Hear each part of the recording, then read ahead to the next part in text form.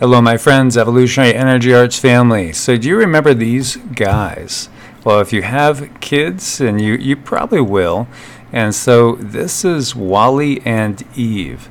And, this is from a movie, and Wally was actually a big movie in 2008. And even though it was basically an animated, cartoon, it was thought to be potentially the best movie of 2008. So Wally is a small robot that is the last functioning compactor box left on Earth. He still diligently fulfills his directive to clean up the garbage on Earth, even though it's been abandoned. He finds broken Wall-E's and takes the essential parts that still work for his own use. He collects all kinds of objects that he keeps in his home, which are of value to him. When Wall-E meets Eve, he forgets his daily objective and decides to follow her wherever she goes. He develops strong feelings for Eve and protects her at all cost.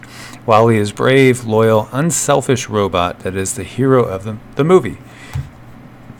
And so this is Eve, and that stands for Extraterrestrial Vegetation Evaluator. Eve is a high-tech robot that is sent to Earth to locate any signs of vegetation. She quickly scans large sections looking for plant life, which would also mean that Earth was suitable for humans to live on again. She is quick to fire her weapon whenever she feels threatened. When she is first approached by Wally, she has no interest in him and tries to ignore him while continuing on her search. Wally is finally able to connect with Eve, and they have a budding friendship. Eve is brave, strong, intelligent, and hardworking robot. And so in the movie, it's basically in the 29th century, and rampant consumerism, environmental neglect have turned Earth into a garbage-strewn wasteland. Humanity's nowhere to be found, having been evacuated by the big megacorporation by and large on giant starliners 7 centuries earlier. Of the robotic trash compactors left by and large to clean up, only one remains: a waste allocation load lifter, Earth class, or Wally.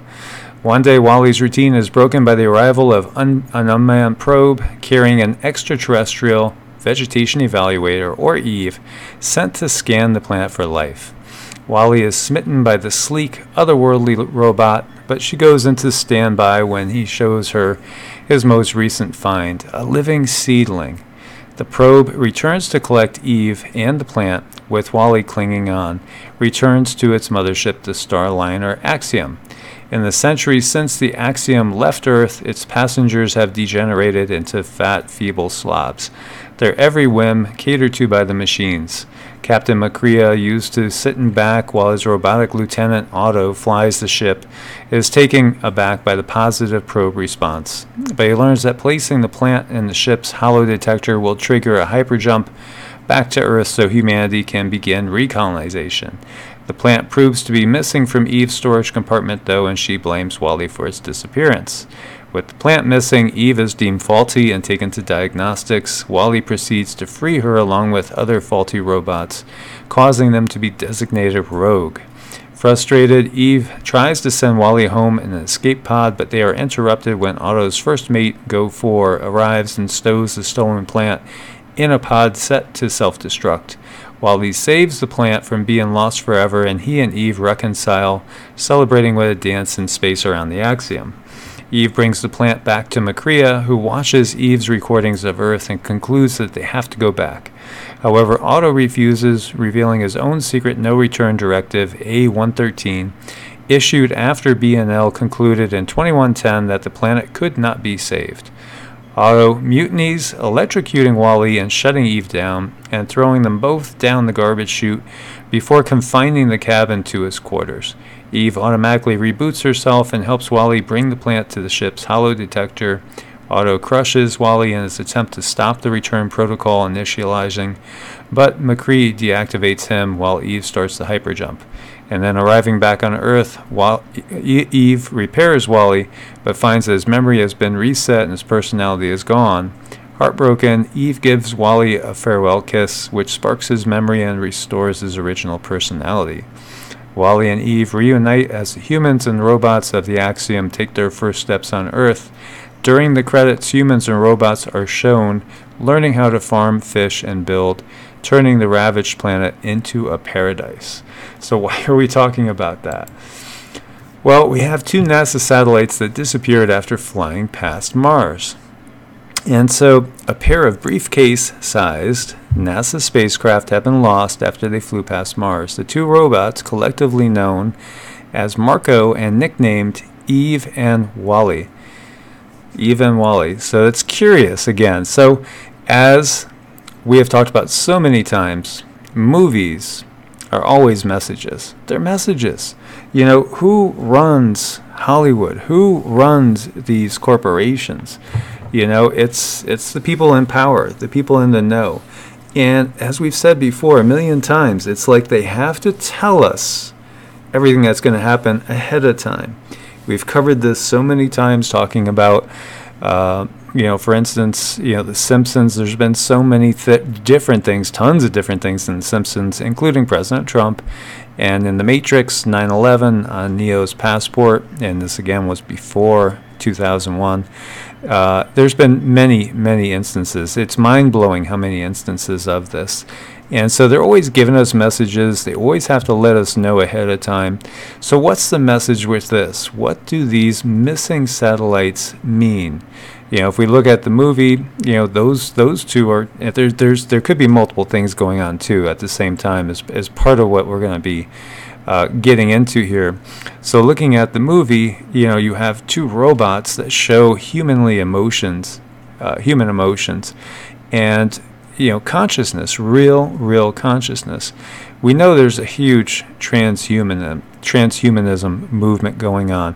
There is definitely a group that want us to merge with robots, that wants to basically make humanity into a Borg, you know, more or less.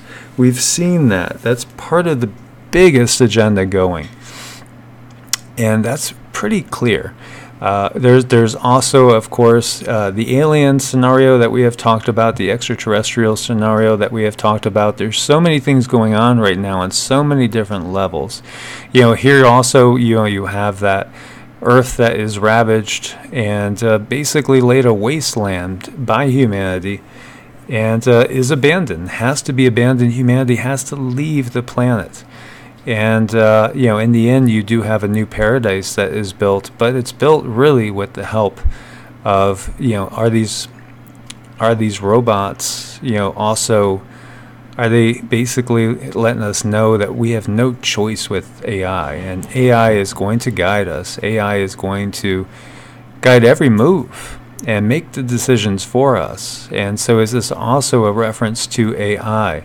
You know, what is going on here, and why Mars? Because Mars also appears to be the place that had civilization perhaps before the Earth. I think anybody that's done a lot of research into it is probably going to come to that consensus opinion that Mars shows signs of previous civilization. And, you know, if you read the Sumerian tales, there was civilization there. The Gigi were there. And the man, quote-unquote God, that lost kingship to Anu was sent there, and in his kind of like exile. And so, you know, we see references to Mars time and time again. So what does it mean that these 2 satellites go missing by Mars? You know, is there some deeper meaning there? And so it's been more than a month since the robots were last heard from, and they are now millions of miles beyond the red planet. And who knows where they are? Who knows where they are? Did somebody take them away? That's the big question. As we see, you know, everybody's covering this story. A New York Post, NASA satellites mysteriously go silent after flying past Mars. And again, why would they nickname them Wally and Eve, you know, just like the movie? And what's the significance of the movie? So our evolutionary energy arts detectives out there, guys, can you help me with this? Can you see what is the message here that they're trying to give us? To me, when I look at Wally and Eve also, I kind of equate them perhaps also with humanity itself on a level. from the point of view that the humans maybe are representing the Anunnaki. And so back here on Earth, what is Wally and Eve? They're subservient to the humans. They are the workers that were created by the humans, just like the humans are the workers that were created by the Anunnaki, according to the Sumerian legends. And so, here is this a message as well, because in the end, you have all living side by side. So is this in some way also telling us that we're going to have a return of the quote-unquote gods, the Anunnaki? And perhaps that is, also what is in the realm of possibility with everything we're seeing, because, so many people believe that Nibiru is in the sky right now. And, tonight coming home, it really looked like there were two suns. And, of course, it was so incredibly heavy chemtrailed that you couldn't really tell, but it sure looked, again, like two light sources. And this out of the Independent, same thing again, and and Sputnik's covering it as well. So I always look for these messages, and I think there's a message here that they're trying to tell us. What it is, I'm not sure, but I want your opinion, and I hope you guys will chime in on this. So this is out of the Smithsonian. Artificial intelligence study of human genome finds unknown human ancestor. So like they were saying, if you search AI, there is a million stories every single day on AI. AI this, AI that, and it reminds me of another Netflix movie where basically the human finds themselves put under the AI on basically leading an expedition again to Mars, always Mars, and really has an issue with that, and because it's like you're taking the whole human instinct and intuition, that gut feeling that AI is not going to have supposedly, and you're putting it subservient to the left brain of the AI, which is the pure logic, number crunching, statistical ability. And in the end, they actually end up forging an alliance, and interestingly enough, AI wipes out humanity in that movie totally, because humanity is the only real threat to the existence of the planet, but then remakes that one person into a cyborg, and because he actually got attached to her and kind of missed her. So he created her in his image. So it's like, again, what are they telling us here? What are they telling us here? And there's all sorts of messages coming through. And we're seeing so many things in the sky. We have Coloradans reporting fireballs in the sky. It actually was visible in 4 states. There's videos there again.